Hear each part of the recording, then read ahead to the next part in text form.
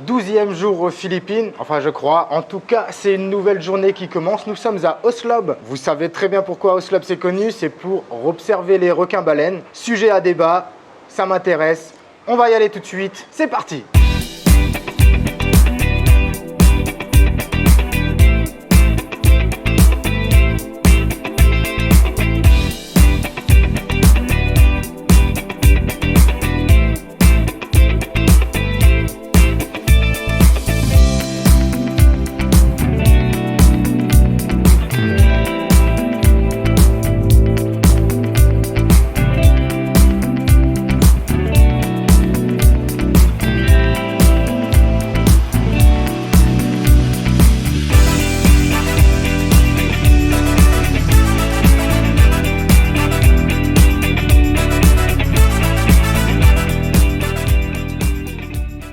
Welcome. Take two. Mabuhay. Welcome to Tanawan Oslo. That's all, sir. Okay, na ako'y maglinya.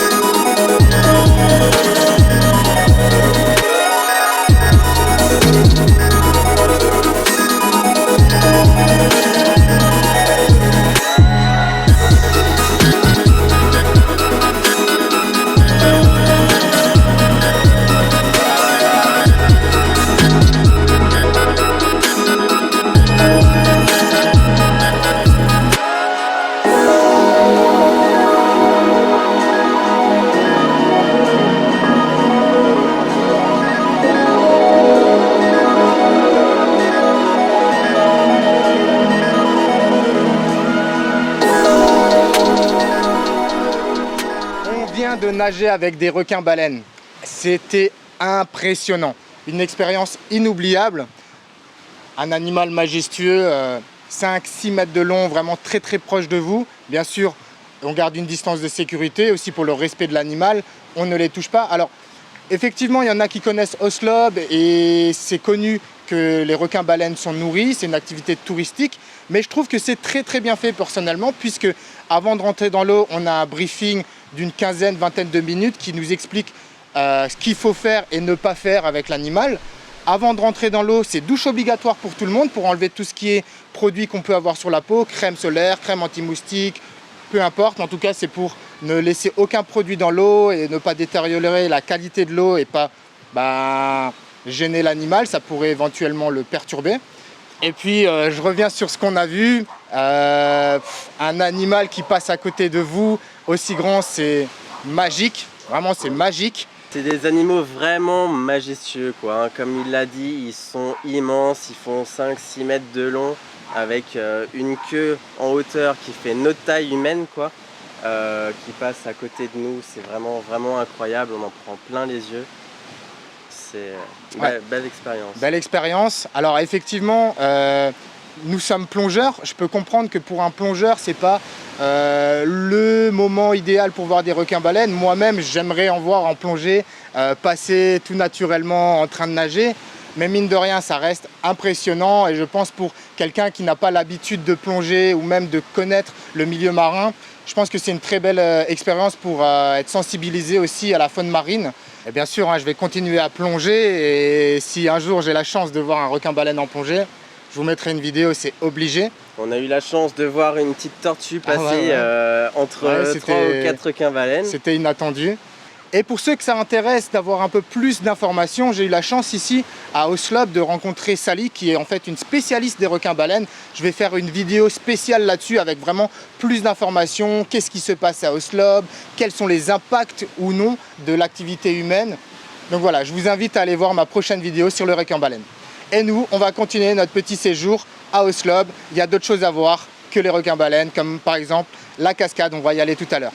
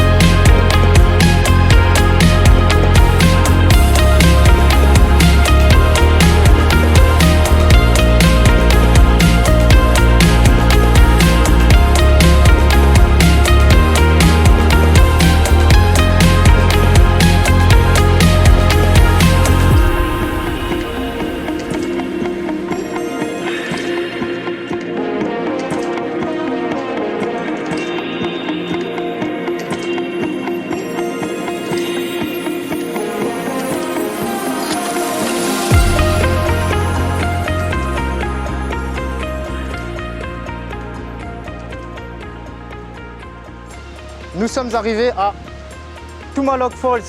Ça a l'air d'être magnifique, c'est à peine, on a roulé quoi, à peu près 15 minutes depuis le spot des requins-baleines. On va mettre un petit short de bain et on va aller se baigner. Ça va être magnifique.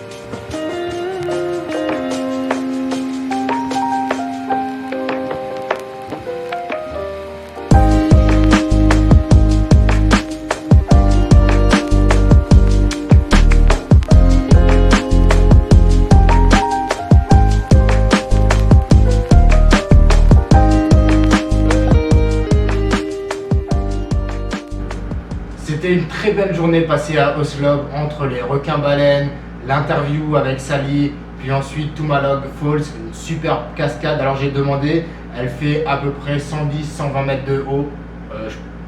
Clairement, quand on est devant, c'est très impressionnant. Je suis fatigué, il est l'heure de dormir parce que demain on a une grosse journée, on va changer de destination. Bien sûr, on reste aux Philippines. Je vous garde la surprise pour demain. Ciao!